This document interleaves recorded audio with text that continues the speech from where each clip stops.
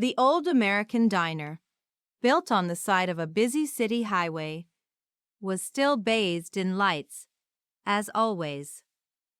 Red and white neon lights shone from afar. The black and white checkered floor inside the large glass windows presented a scene from an old movie. As soon as the door opened, the aroma of coffee, vanilla shakes, and fresh pancakes wafted into the air. The pictures of old rock bands hanging on the walls, the shiny bottles behind the counter, and the red leather seats made this place not just a restaurant, but a part of memories. At evening, the door opened slowly, and a blonde-haired woman entered. Her name was Emily. She was wearing a dark maroon coat, the white inside covering her growing belly softly. She walked slowly and sat down on a corner seat as if taking every step carefully. There was a slight tiredness on her face, but a strange sparkle in her eyes. She was going to be a mother, and this feeling stirred both fear and joy in her. Jack stood behind the diner counter. Blue uniform, name badge on chest, hair neatly tied back with a hairpin. He was busy joking with two of his fellow waiters. Jack had a strange arrogance in his eyes, as if he considered himself the king of this small town. He liked rich customers, people with expensive cars, people who tipped a lot. Ordinary or plain-looking people seemed like a burden to him. Emily had just picked up the menu when Jack stood in front of her. His smile was formal, his eyes hiding sadness. "What will you take, ma'am?" he asked in a short tone. Emily replied softly, "A strawberry milkshake and pancakes, please. And some hot water if possible." Jack nodded, but as he walked back to the counter, he whispered to his friends, "Look, she looks like she'll finish the entire menu by herself." The three of them laughed. Emily didn't hear anything. She was breathing slowly with her hand on her stomach. A few minutes later, Jack returned with the tray. He had the same mocking smile on his face. He placed the plate on the table, but as he picked up the glass, mischief flashed in his eyes.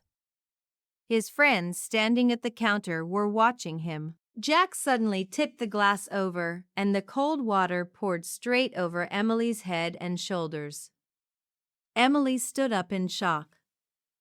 Emily stood up in shock. Emily stood up in shock. Water ran down her hair and onto her dress. Her hands immediately went to her stomach, as if she wanted to save her baby. Tears welled up in her eyes. The entire diner fell silent. Jack's friends laughed out loud. "Oh, sorry." My hand slipped. Jack faked an apology, but there was a hint of humor in his voice.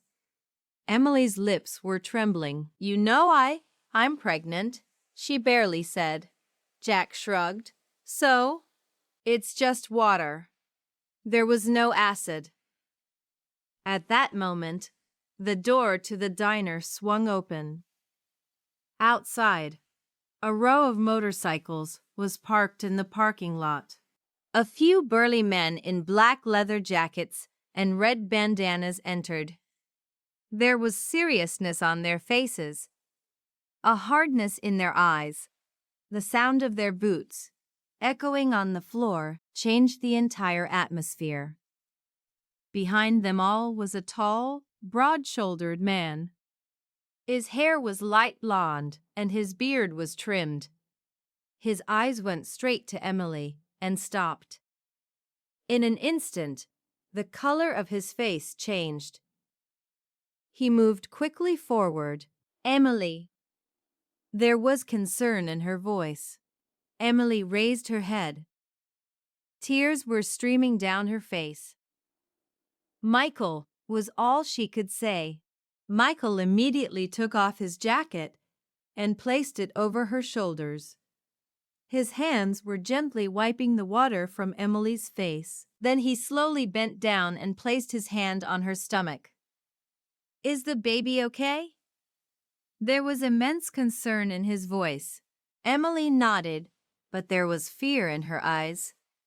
Jack was still trying to laugh, but his laughter had weakened. "Look, man, it was just a little joke." Michael stood up straight. His eyes were now as cold as ice. "A joke? You threw water on a pregnant woman, and you call it a joke?" Silence fell throughout the diner. The bikers standing behind Michael were silent, but their presence was enough. Jack dared to say, "I didn't know that. That was a biker's wife." Michael took a step forward. "And even if it hadn't been, you still didn't have the right." The owner, Mr. Douglas, came out of the kitchen. He was nervous. "What's going on here?"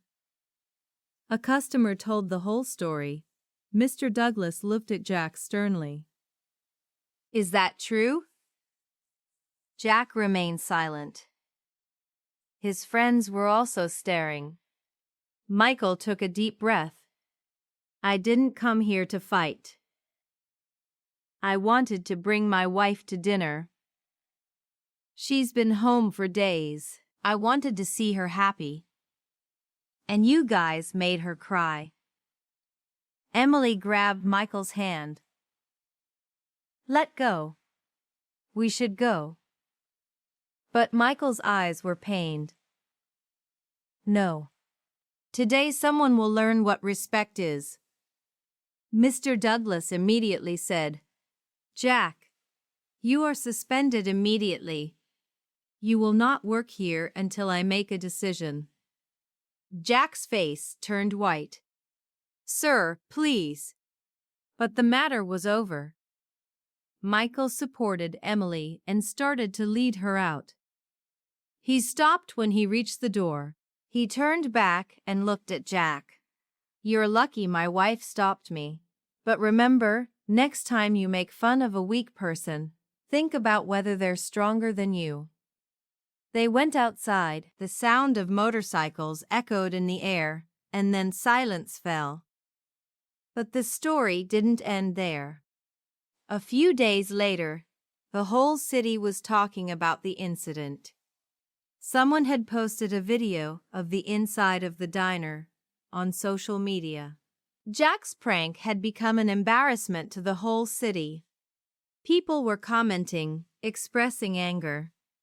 The pressure was also increasing on Mr. Douglas. Meanwhile, Emily was sitting at home.